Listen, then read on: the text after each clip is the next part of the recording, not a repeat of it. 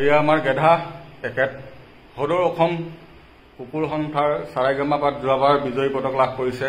কেইদিনমানৰ আগতে এখেতে এটা নিজস্ব গান হয় নহয়, নিজস্ব গানত সুৰ কণ্ঠ দিছে তেখেতক। গেধা এখন চাওক, আপুনি দুদিনমানৰ আগত এটা ধুনীয়া গানত সুৰ দিছিলে। মই গানটো অকণ গাই দিছো, আপুনি লগতে সুৰটো দি দিব পাৰিব নাই?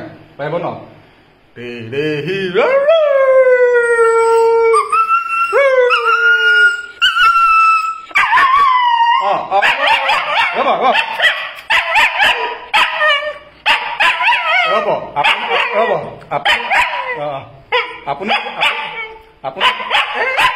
আপুনি সুৰত ডুবি গলে এখেতৰ এটা স্বভাৱ আছে, এখেতে যেতিয়া সুৰত ডুবি যায় সেই এখেতক কোনো ৰখাব নোৱাৰে।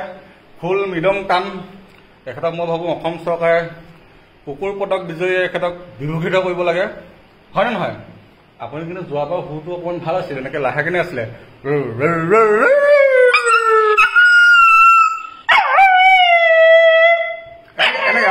এনেকে এনেকে আপোনাৰ উজ্জ্বল ভৱিষ্যত কামনা কৰিলো।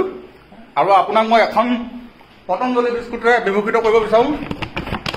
এয়া মই গেধাক আধা এখন নহয় আধা পতঞ্জলি বিস্কুটে বিভূষিত কৰি এয়া আমাৰ গেধা।